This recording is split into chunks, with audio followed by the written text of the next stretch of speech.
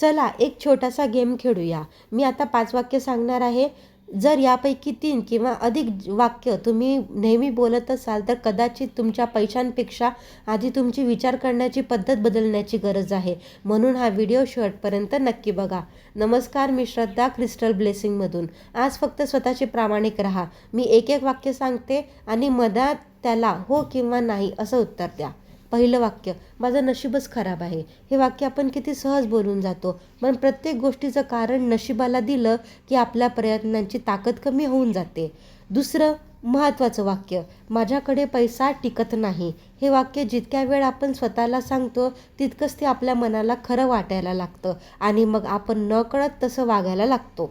तिसरं वाक्य, मी कितीही कमावलं तरी कमीच पडतं. मग लक्ष कमाई वाढवण्यावर राहत नाही, नेहमी काय कमी आहे या विचारात मन अडकून राहतं.